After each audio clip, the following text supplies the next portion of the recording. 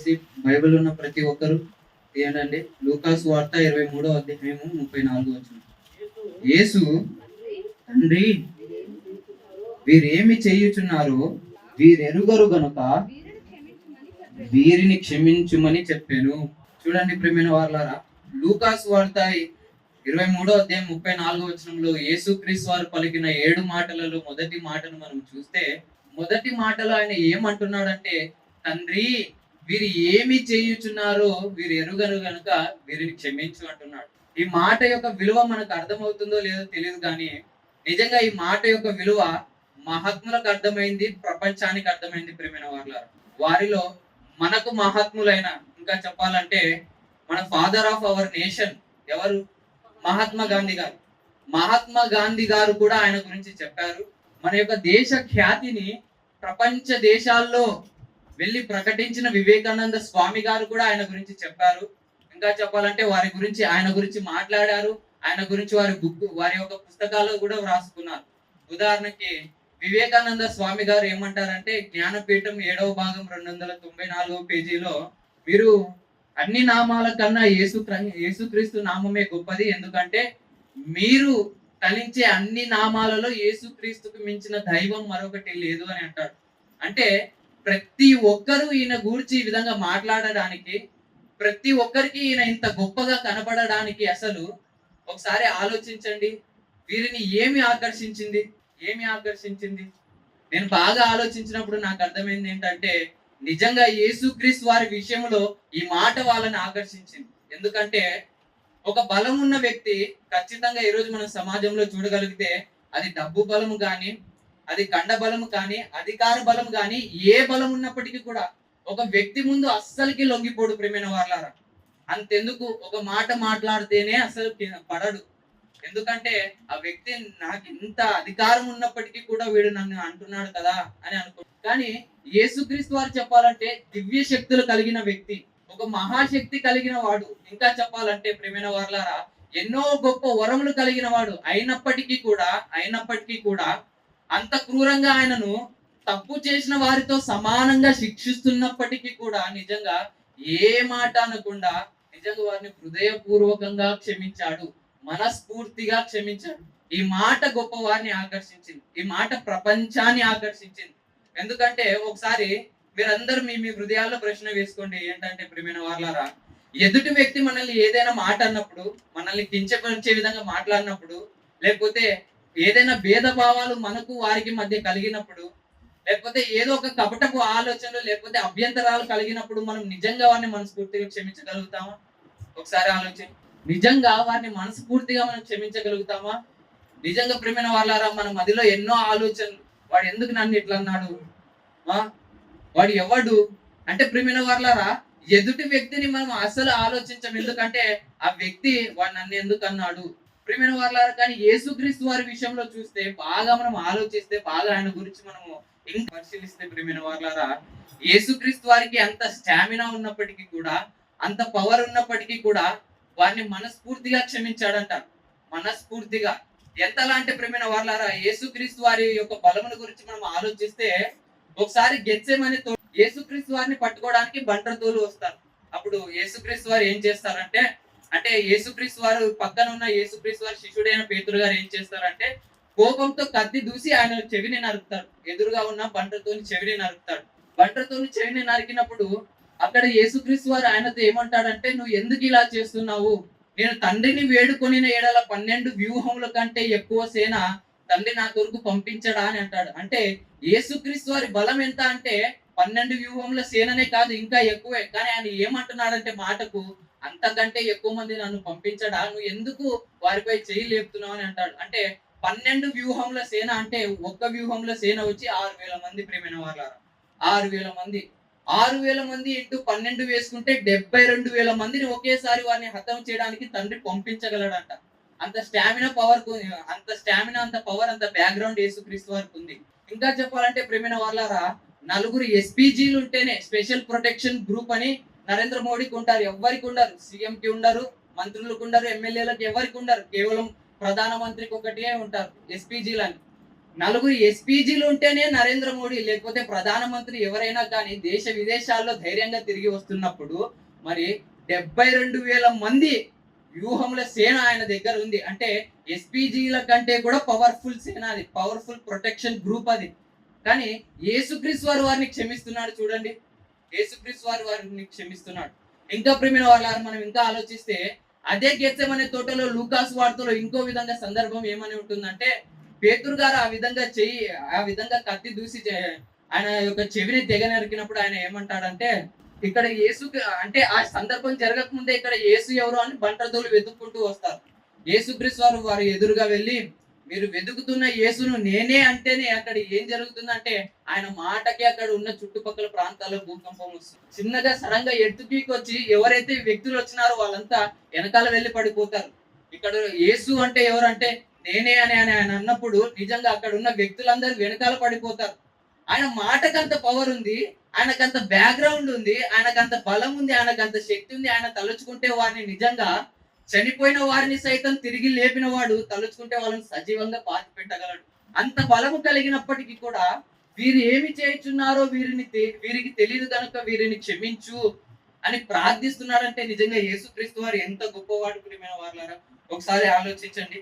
నిజంగా ఈ క్యారెక్టర్ ప్రియమైన వాళ్ళారా ప్రపంచంలో ఉన్న ప్రతి ఒక్క మేధావులను ఆశ్చర్యపరిచింది, ప్రపంచంలో ఉన్న ప్రతి ఒక్కరిని ఆకర్షించింది. ఈ మొదటి మాట మనం బాగా అర్థం కావాలంటే ప్రియమైన వాళ్ళారా, మనం అనుకుంటాము బలవంతుని శక్తి గల వాడిని హీనులు హింసించారు, ఆయన వారిని క్షమించాడు, ఇదే మనకు అర్థమవుతుంది. కానీ ఇది సింపుల్ గా ఉన్న, వినడానికి, ఆలోచించడానికి, చెప్పడానికి నిజంగా చాలా సింపుల్ గా ఉన్న ప్రియమైన వాళ్ళారా ఒకసారి మనం ఆలోచిస్తే ఇది మహాఘటం. ఎందుకంటే అసలు ఎలాంటి వారిని యేసుక్రీస్తు వారు క్షమించాడంటే, అసలు ఎలాగ వారిని క్షమించాడు అని మనం ఆలోచిస్తే నిజంగా ప్రేమైన వాళ్ళారా మనకు అర్థం కాదు ఏ విధంగా ఆయన క్షమించాడు. ఎందుకంటే ఒకసారి మనం ఒక రిఫరెన్స్ చూద్దాం, యూదుల గురించి మంచి రిఫరెన్స్. యోహాను సువార్త 1వ అధ్యాయము 19వ వచనము 20, 21, 22 వచనాలు. నీవెవడవని అడుగుటకు యూదులు యెరూషలేము నుండి యాజకులను లేవీయులను యోహాను నొద్దకు పంపినప్పుడు అతడిచ్చిన సాక్ష్యం ఇదే. అతడు ఎరగననక ఒప్పుకొనెను, క్రీస్తును కానని ఒప్పుకొనెను. కాగా వారు మరి నీవెవరు, నీవు ఏలియావా అని అడగగా అతడు కానెనను. నీవు ఆ ప్రవక్తవా అని అడగగా కానని ఉత్తరం ఇచ్చాను.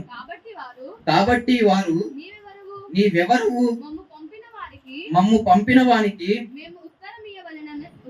మేము ఉత్తరం ఇయ్యవలెను గనుక నిన్ను గూర్చి నీవేమి చెప్పుకొనుచున్నావని అతను అడిగిరి. ఇక్కడ చూడండి ప్రియమైన వాళ్ళారా, అసలు యూదులకి ప్రవచనాలు తెలుసు, లేఖనాలు తెలుసు, ధర్మశాస్త్రం పైన చాలా అవగాహన ఉంది, పట్టు ఉంది, జ్ఞానం అనేది ఉంది. అయినప్పటికీ కూడా యూదులు యేసుక్రీస్తు వారు ఎవరు, మెస్సయ్య ఎవరు అని కనుగోలేకపోతున్నారు. అందుకే బాప్తిసం ఇచ్చి యోహాను చేస్తున్న పనుల్ని చూసి బాప్తిసం ఇచ్చి యోహానే మెస్సయ్య అనుకొని ఆయన దగ్గరికి వెళ్ళి, ఇంతకు నువ్వు ఎవరు, నువ్వు మెస్సయ్యనా అని ఆయనను అడుగుతారు. ఆయన కాదన్నప్పుడు మరి నువ్వు ఎవరు, నువ్వు ఏలియావా అని అడుగుతారు. కాదండి అని అన్నప్పుడు ఆయన మళ్ళీ వారు ఏమని అడుగుతారంటే మరి నువ్వు ప్రవక్తవా అని అడుగుతారు. చూడండి, యేసుక్రీస్తు వారు తనంతటికి తానే స్వయంగా నేను దేవుని కుమారుణ్ణి, నేనే మెస్సయ్యని, నేనే భూమి మీదకి వచ్చానని చెప్పుకుంటున్నప్పటికీ కూడా యేసుక్రీస్తు వారి పైన వారికి నమ్మకం కలగలేదు. కానీ యోహాను గారు అంత దీష్టగా ఆయన ఏమంటున్నాడంటే చూడండి 20వ వచనం, అతడు ఎరుగుననక ఒప్పుకొనేను, క్రీస్తును కానని ఒప్పుకొనేను. అంటే ఆయన నేను క్రీస్తును కాదయ్యా అని చెప్తున్నప్పటికీ కూడా పదే పదే ఆయన వెనకాల తిరిగి నువ్వు క్రీస్తువా, నువ్వు ఏలియావా, నువ్వు ప్రవక్తవా అని ఆయన అడుగుతున్నారు. నిజంగా యూదులు ఎంత హీన స్థితిలో వెళ్ళిపోయారంటే ప్రియమైన వాళ్ళారా, విద్య లేని పామరులైన యేసుక్రీస్తు వారి శిష్యులు యేసుక్రీస్తు వారు మెస్సయ్య అని, దేవుని కుమారుడు అని కనుగొన్నారు. కానీ విద్య కలిగిన వారు, సమాజంలో గొప్పవారు, ఎంతో పండితులు, జ్ఞానవంతులు అయినప్పటికీ కూడా వీరు యేసుక్రీస్తు వారిని తెలుసుకోలేకపోయారు. ఉదాహరణకి మనము కొన్ని రిఫరెన్స్ చూద్దాం. యోహాను రాసిన పత్రిక, యోహాను సువార్త 1వ అధ్యాయం 41వ వచనం. విద్య లేని పామరులైనప్పటికీ కూడా శిష్యులు యేసుక్రీస్తు వారిని కనుగొన్నారు. యోహాను సువార్త 1వ అధ్యాయం 41వ వచనం. ఇతడు 40వ వచనం నుంచి చదువుదాం. యోహాను మాట విని ఆయనను వెంబడించిన ఇద్దరిలో ఒకడు సీమోను పేతురు యొక్క సహోదరుడైన ఆంద్రయ. ఇతడు మొదట తన సహోదరుడైన సీమోనును చూచి మేము మెస్సయ్యాను కనుగొంటిమని అతనితో చెప్పి. ఇక్కడ ఆంద్రయ్య గారు ఏమంటున్నారండి? మేము ఫస్ట్ వచ్చి ఆయనకి పేతురు గారు చెప్పాడు. ఏమని అంటే, మేము మెస్సయ్యాను కనుగొన్నాము ఆంద్రయ్య అని అన్నప్పుడు ఆయన నమ్మలేదు. ఆయన మనలా ఊరికే గుడ్డిగా నమ్మలేదు. పరిశీలించి తర్వాత అప్పుడు మేము మెస్సయ్యాని కనుగొంటిమి అని అంటున్నాడు చూడండి. తర్వాత ఫిలిప్పు గారు యోహాను సువార్త 1వ అధ్యాయం అదే 45వ వచనంలో, ఫిలిప్పు నతానియేలును కనుగొని ధర్మశాస్త్రంలో మోషేయు ప్రవక్తలను ఎవరిని గూర్చి వ్రాసిరో ఆయనను కనుగొంటిమి. ఆయన యోసేపు కుమారుడైన నజరేయుడగు యేసు అని అతనితో చెప్పాను. ఇక్కడ కింద ఫుట్ నోట్ లో 2లో ఏమని ఉంది చూడండి. రక్షకుడని, అంటే రక్షకుడని ఫిలిప్పు గారు కనుగొన్నారంట. 3వ మాట నతానియేలు గారు. అదే యోహాను సువార్త 1వ అధ్యాయము 48-49 చూడగలిగితే, నన్ను నీవు ఎలాగూ ఎరుగుదువు అని నతానియేలును ఆయన అడగగా, యేసు ఫిలిప్పు నిన్ను పిలువక మునుపే నీవు అంజూరపు చెట్టు క్రింద ఉన్నప్పుడే నిన్ను చూచితినని అతనితో చెప్పాను. నతానియేలు, బోధకుడా, నీవు నిజంగా దేవుని కుమారుడవు, ఇశ్రాయేలు రాజు అని ఆయనకు ఉత్తరం ఇచ్చాను. అందుకు యేసు, ఆ అంజూరపు చెట్టు క్రింద నిన్ను చూచితినని చెప్పునందువలన నీవు నమ్ముచున్నావా? నీకంటే గొప్ప కార్యములు దీనికంటే గొప్ప కార్యములు చూతు అని అతనితో చెప్పాను. అక్కడ నతానియేలు గారు కూడా ఆఖరికి నిజంగా నువ్వే దేవుని కుమారుడవు, నిజంగా నువ్వే మెస్సయ్యా అని కనుగొన్నాడంట. వీరంతా నిజంగా విద్య లేని పామర్లు ప్రేమైన వారులారా. యేసు పేతురు గారి విషయంలో కూడా పేతురు గారిని చివరికి ఆయన పస్కా పండగ ముందు యేసుక్రీస్తు వారు కూర్చోబెట్టి, నేను ఎవరినని మీరు అనుకుంటున్నారంటే నీవు సర్వోన్నతుడు అయిన దేవుని కుమారుడు అని అంటారు. అంటే వీళ్ళంతా కూడా విద్య లేని పామర్లు అయినప్పటికీ కూడా నిజంగా యేసుక్రీస్తు వారిని కనుగొన్నారు, కానీ యూదులు కనుగొనే విషయంలో వెనకాల పడిపోయారు. ఇంకా చెప్పాలంటే ప్రేమైన వాళ్ళ కనుగొనడం కాదు, కానీ వాళ్ళకి అన్ని తెలిసినప్పటికీ కూడా, ఎంత చెప్పినప్పటికీ కూడా వారందరూ నిజంగా ఏ విషయంలో ఎంత బలహీనులైపోయారంటే యేసుక్రీస్తు వారిని వాళ్ళు రక్షకుడు అనుకోవడం లేదు. అసలు వారు యేసుక్రీస్తు వారిని రక్షకుడు అనుకోవడానికి కూడా వారికి మనసు రావడం లేదు ప్రేమైన వాళ్ళ. ఇంత క్రూరులుగా వారు మారిపోయి చివరికి వారు ఏ స్థితిలో వెళ్ళిపోయారంటే యేసుక్రీస్తు వారిని ఇతడు బయల్జెబూలు, ఇతడు దయ్యములు పట్టిన వాడు అని అంటారు. ఇంకా అతన్ని క్రూరంగా హింసించి, అతన్ని అవమానించి, అతన్ని సిలువ వేసి, అతనికి ముళ్ళ కిరీటం పెట్టి నిజంగా ఆయన వీపును ఎంతలా వారు దున్నేశారంటే, నిన్నటి దినాన మీకు వాట్సాప్ లో ఒక ఫోటో పెట్టాను. ఎంతమంది చూసారండి ఆ ఫోటో? ఎంతమంది చూసారు కదా ఫోటో? ఎంతలా వాళ్ళు ఆయన వీపును దున్నేశారంటే నిజంగా ప్రేమైన వాళ్ళారా, రక్తం ఏరులే పారిపోతుంది. నిజంగా రక్తం ఏరులే పారుతుంది. అంతలా ఆయన వీపును దున్నినప్పటికీ కూడా నిజంగా ప్రేమైన వాళ్ళారా, యేసుక్రీస్తు వారు చివరికి వారితో అంటున్న మాట ఏంటంటే, తండ్రి వీరు ఏమి చేస్తున్నారు, వీరికి తెలియదు, వీరిని క్షమించునాయనా అని తండ్రిని ప్రార్థిస్తున్నాడు ప్రేమైన వాళ్ళారా. ఇంత గొప్ప మనసు నిజంగా భూమిపైన ఏ మనిషికైనా ఉంటుందా? ఒకసారి ఆలోచించండి. ఇంకా ప్రేమైన వాళ్ళారా, యూదులు ఎంత గొప్ప పాపం చేశారంటే, వాళ్ళకంటూ కొన్ని శాస్త్రాలు, కొన్ని ధర్మశాస్త్రాలు, కొన్ని పద్ధతులు, కొన్ని లాస్ ఉన్నాయి. ఉదాహరణకు మన ఇండియాకి ఐపీసీ ఇండియన్ ప్రొసీజర్ కోడ్ అని, సిపిసి క్రిమినల్ ప్రొసీజర్ కోడ్ అని, ఈ విధంగా కొన్ని చట్టాలు ఉన్నాయి. దీని ప్రకారమే ప్రతి ఒక్కరికి కేసులు అనేవి వేస్తారు, ప్రతి ఒక్కరికి న్యాయం తీరుస్తారు. అదే విధంగా యూదులకు కూడా కొన్ని చట్టాలు అనేవి ఉన్నాయి. ఉదాహరణకు రబ్బానిక్ లా అని, తల్ముద్దీన్ లా అని, ఇలా కొన్ని లాస్ ఉన్నాయి. రోమన్ లా అని.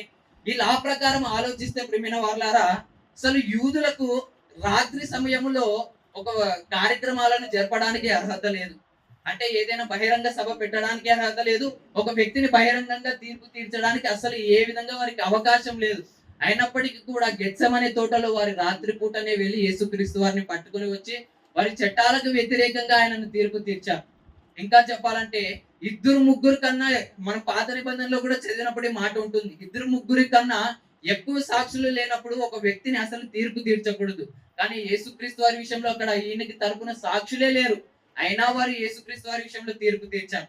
ఇంకా చెప్పాలంటే ప్రేమైన వాళ్ళారా, నిజంగా ఆ వ్యక్తి నిజంగా తప్పు చేశాడా, ఆ వ్యక్తి నిజంగా దోష అని ఆలోచించకుండా, ఆ వ్యక్తి గురించి పరిశీలించకుండా ఒక వ్యక్తిని తీసుకువెళ్ళడం చాలా పెద్ద తప్పు. అయినప్పటికీ కూడా యేసుక్రీస్తు వారిని బహిరంగంగా వచ్చి తీసుకువెళ్ళారు. ఇంకా ప్రేమైన వాళ్ళారా, ఒకసారి ఆలోచించండి. ఒక వ్యక్తి ఏదైనా తప్పు చేశాడంటే మన ఇండియా ప్రకారమే కాదు, ఇప్పటి ఉన్న మన కాలాల్లో చూస్తే ఆ వ్యక్తికి ఉరి శిక్ష వేయడానికి, ఆ వ్యక్తి ఒకవేళ భయంకరమైన తప్పు చేస్తే ఆ వ్యక్తికి ఉరి శిక్ష వేయడానికి ఎన్నో క్రమాలు, ఎన్నో పద్ధతులు ఉంటాయి. ఎన్నో వాయిదాలు పడిన తర్వాత, ఎన్నో రోజులు వాదించిన తర్వాత, చివరికి ఆ వ్యక్తి ఆ తప్పు చేసి కొన్ని సంవత్సరాలు గతించిపోయిన తర్వాత వారికి శిక్ష అనేది వేస్తారు. అయినప్పటికీ కూడా యేసుక్రీస్తు వారి విషయంలో అప్పటికప్పటికే ఆయనను తీర్పు తీర్చి, అప్పటికప్పటికే ఆయనపై నేరం మోపి, అప్పటికప్పటికే మరుసటి రోజే ఆయనను సిలువ వేశారు. ఎంత క్రూరంగా మారిపోయారంటే చివరికి అప్పటికి కూడా అరే నిజంగా ఈయన విషయంలో ప్రతి ఒక్క లేఖనాలు నెరవేరుతున్నాయి కదా, ప్రతి ఒక్క ప్రవచనాలు నెరవేరుతున్నాయి కదా, ఈయన మెస్సయ్య ఏమో అని కదా చనిపోయేంత వరకు కూడా వారు ఆయనను గ్రహించలేదు. చివరికి వారికి తెలిసినప్పటికీ కూడా వారు వారి హృదయంలో ఏమనుకుంటారంటే మన వ్యాపారాలకు దెబ్బ వస్తుంది, నిజంగా మనల్ని విడిచిపెట్టి ప్రజలందరూ ఆయనను వెంబడిస్తున్నారు అని చివరికి ఆయన నిజంగా ఆయన చెప్పినట్టు మూడో దినాన ఎక్కడ చనిపోయి తిరిగి లేస్తాడో అని చివరి ఒక వ్యక్తి వచ్చి నేను యేసుక్రీస్తు అక్కడ శ్మశానం అక్కడ గుహలో లేడు, ఆయన ఎక్కడికో వెళ్ళిపోయాడని అన్నప్పుడు వాళ్ళు ఏమంటారని అంటే నువ్వు ఈ మాట ఎవరికి చెప్పొద్దు అని ఆయనకి కొన్ని రూతల్ని ఇచ్చేసి ఆయనను పంపిస్తారు. ఇది కూడా వాళ్ళ చట్టం కాదు. ఒక వ్యక్తికి లంచం ఇవ్వకూడదు. ముఖ్యంగా న్యాయాధిపతిగా ఉన్న ఒక వ్యక్తికి లంచం ఇచ్చి ఆ వ్యక్తిని ఇటువంటి చెడు పనులకు ప్రోత్సహించకూడదు. కానీ అక్కడ యేసుక్రీస్తు వారి విషయంలో న్యాయాధిపతే ఆ వ్యక్తికి డబ్బులు ఇచ్చి ఆఖరికి ఆయన మరణ సమాధి పునరుత్థానాలను కూడా కప్పివేయాలని ప్రయత్నిస్తారు. ప్రియమైన వారులారా, ఇంత నీచంగా వారు యూదులు మారిపోయారు. అయినప్పటికీ కూడా చివరికి యేసుక్రీస్తు వారు ఏమంటున్నారంటే తండ్రి వీరు ఏమి చేయించున్నారు వీరికి తెలియదు, వీరిని క్షమించు అని ప్రార్థిస్తున్నాడు. ప్రియమైన వారులారా, ఎంత గొప్ప మనసు యేసుక్రీస్తు వారిని ఒకసారి ఆలోచించండి. యేసుక్రీస్తు వారిని ఫాలో అయిన ప్రతి ఒక్క వ్యక్తులు కూడా ఈ విధంగానే నిజంగా ఆయనను పిన్ టు పిన్ ఫాలో అయిన ప్రతి ఒక్క వ్యక్తులు కూడా ఇదే విధంగా మాట్లాడారు. ఉదాహరణకు గాంధీ గారిని గాడ్సే గారు చంపినప్పుడు గాంధీ గారు కూడా ఏమంటారంటే అతన్ని వదిలేయండి, అతను ఏం చేస్తున్నాడో అతనికి తెలియదు అని అంటారు.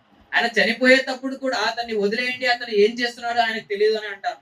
అంత గొప్పగా నిజంగా ప్రపంచాన్ని ప్రభావితం చేశాడు. ఈ మాట అంత గొప్పగా ప్రపంచాన్ని ప్రభావితం చేసింది. ప్రియమైన వారులారా, నిజంగా ఈ విషయాన్ని బట్టి మనం గ్రహించాల్సింది ఏంటంటే, మనం ఆలోచించాల్సింది ఏంటంటే అసలు యేసుక్రీస్తు వారు ఏ విధంగా వారిని క్షమించగలిగాడు, అసలు యేసుక్రీస్తు వారిని ఇంతటి క్రూరుల్ని ఏ విధంగా క్షమించాలనిపించిందంటే ఒకటే ప్రియమైన వారులారా, వారి బలహీనతలను యేసుక్రీస్తు వారు అర్థం చేసుకున్నారు. వారు నిజంగా వారు ఏ విధంగా బాధపడుతున్నారో, అసలు యేసుక్రీస్తు వారిని నిజంగా మెస్సయ్యగా ఒప్పుకోలేకపోతున్నారు అన్న సంగతిని యేసుక్రీస్తు వారు తెలుసుకున్నారు. వీరు బలహీనులు, వీళ్ళు ఇంకా ఎప్పటికీ తెలుసుకోలేరు, వీరు మారరు అని ఆఖరికి యేసుక్రీస్తు వారే వారిని అర్థం చేసుకుని క్షమించారు. ఇప్పటికీ కూడా ఇజ్రాయేల్ ప్రాంతంలో ఉన్న యూదులు ఇప్పటికీ ఇంకా మెస్సయ్య వస్తాడని వాళ్ళు భావిస్తారు, కానీ వచ్చేసాడని చాలా మంది నమ్మరు. ప్రియమైన వారు ఇంతగా వారి యొక్క మనసును ఆయన గ్రహించాడు. అరే వీరు బలహీనులు అయిపోయారు, వీరికి అర్థం చేసుకోలేరని వారిని క్షమించాడు. ప్రియమైన వారులారా, మనం కూడా ఎదుటి వ్యక్తి ఎవరైనా కానీ మన విషయాల్లో తప్పు చేసినప్పుడు ఏంటంటే ప్రియమైన వారులారా, వారిని మనము పట్టించుకోకుండా వారి బలహీనతలను ఎప్పుడైతే మనం దృష్టించుతామో, అరే వీడు బలహీనుడు కనుక ఈ మాట మాట్లాడినాడు, వీడు బలహీనుడు కనుక ఈ విధంగా నాయనలు ప్రవర్తించినాడు అని మనం ఎప్పుడైతే ఈ విషయాన్ని మనం గ్రహించుతామో అప్పుడు హృదయపూర్వకంగా యేసుక్రీస్తు వారి వల్లే క్షమించగలుగుతాం. అందుకే యేసుక్రీస్తు వారు కూడా ఒక సోషలాజికల్ ఇంపతి వర్సెస్ ఏం చెప్పినాడంటే మత్తయి సువార్త 7వ అధ్యాయం 24వ వచనంలో, అందుకే యేసుక్రీస్తు వారు మత్తయి సువార్త 7వ అధ్యాయం 24వ వచనంలో ఏమంటాడంటే, కాబట్టి ఆ మాటలు క్షమించండి ఒక్క నిమిషం, 12వ వచనం, కావున మనుషులు మీకు ఏమి చెయ్యవలెనని మీరు కోరుదురో అలాగునని మీరును వారికి చెయ్యుడి. చూడండి ప్రియమైన వారులారా, నిజంగా యేసుక్రీస్తు వారు ఎంత గొప్పగా చెప్పాడంటే మనుషులు మీ ఎడల ఏమి చేయాలని మీరు కోరుకుంటున్నారో మీరును వారి ఎడల అదే విధంగా చేయుడి. ఎందుకంటే ప్రియమైన వారులారా, చాలా సార్లు మనం అనేక విషయాలు బాధపడుతుంటాం. వాడు మనల్ని అర్థం చేసుకోడు కదా, అతడు మనల్ని అర్థం చేసుకోలేకపోతున్నాడు ఎందుకు, అది నా పరిస్థితి ఈ విధంగా ఉంది, నన్ను అర్థం చేసుకోలేకపోతున్నాడు ఎందుకు, నా బలహీనతలు ఇది, నా పరిస్థితి ఈ విధంగా ఉంది, నా కుటుంబ సమస్య ఈ విధంగా ఉంది, ఎందుకు అర్థం చేసుకోలేకపోతున్నాడు అని మనం ఆలోచించాలంటే ప్రియమైన వారులారా, ఒక్కసారి వారు మన గురించి ఆ విధంగా ఆలోచించాలంటే ముఖ్యంగా మనము కూడా వారి యొక్క బలహీనతలను అర్థం చేసుకోవాలంట, వారి యొక్క సమస్యలను అర్థం చేసుకోవాలంట. అంటే ఎదుటి వ్యక్తి మనకి ఏం చేయాలని కోరుకుంటున్నారో మనం కూడా ఆ వ్యక్తికి అదే విధంగా చేస్తే నిజంగా ప్రియమైన వారులారా, అప్పుడు మనలో ఒక ప్రేమ, ఒక ఐక్యత అనేది బలపడుతుందంట. ప్రియమైన వారులారా, ఒకరిని మనం అర్థం చేసుకోగలమంట. అప్పుడే యేసుక్రీస్తు వారిలా హృదయపూర్వకంగా క్షమించగలుగుతాము, యేసుక్రీస్తు వారిలా అందరినీ ప్రేమించగలుగుతాం. నిజంగా ఎంత గొప్ప మాటను ఆఖరికి ఆయన మరణము విషయంలో కూడా ఇంత బ్యాక్గ్రౌండ్, ఇంత బలం, ఇంత శక్తి కలిగినప్పటికీ కూడా నిజంగా ఏ విషయంలోనూ ఆయన ఎవరిని నిందించకుండా, ఎవరిని దూషించకుండా, తండ్రి వీరు ఏం చేయించినారో వీరికి తెలియదు అని ఒక్కసారి ఒక మాట చెప్పి క్షమించాడంటే ఎంత గొప్ప మనసు ప్రేమిన వాళ్ళ. అందరం బట్టి ఈ చివరికి ఈ మాట ద్వారా నేను చెప్పాలనుకుంటుంది ఏంటంటే, ఈ విషయాన్ని బట్టి మనం 2 విషయాలను గ్రహించాలి. ఈ మాటను బట్టి మనం 2 విషయాలను గ్రహించాలి. మొదటిది, యేసుక్రీస్తు వారి వలె నిజంగా మనం కూడా ఎదుటి వ్యక్తి యొక్క బలహీనతలను అర్థం చేసుకొని ఆ వ్యక్తిని క్షమించే మనస్సు కలిగిన వారమే ఉండాలి. రెండవది ఏంటంటే ప్రియమైన వారలారా, నిజంగా అంత క్రూరుల్నే క్షమించినప్పుడు యేసుక్రీస్తు వారు ఇప్పటికీ మన జీవితాల్లో, మన హృదయాల్లో మనం అనుకుంటుంటాము, మనల్ని యేసుక్రీస్తు వారు క్షమిస్తాడా, నన్ను క్షమిస్తాడా, నేను పాపిని, నేను మారలేను, నేను ఎన్నో తప్పుల్ని చేశాను, నన్ను క్షమించలేడని మనం అనుకుంటుంటాం. కానీ అంత క్రూరంగా వారు ఆయన ఎడల చెడు అభిప్రాయాలు కలిగి ఆయనకి సిలువ వేసిన వారిని ఆయన క్షమించినప్పుడు మనల్ని క్షమించలేడా? కనుక మిమ్మల్ని అందరినీ మాట ద్వారా నేను అడుగుతుంది ఏంటంటే ప్రియమైన వాళ్ళారా, ఇప్పటికీ ఎవరైతే రక్షణ పొందలేదో ఒక్కసారి మీరు నెగిటివ్ థాట్ అనేది మీరు కలిగి ఉండక, నిజంగా యేసుక్రీస్తు వారు మనల్ని కూడా క్షమించే సమర్థుడు కనుక మనం ప్రతి ఒక్కరూ ఆయనను విశ్వసించి రక్షణ పొందాలని, రెండవదిగా మనము కూడా ఆయన వలె ఆ మనస్సును కలిగి ఉండాలని కోరుకుంటే నా మాటలు ముగిస్తున్నాను.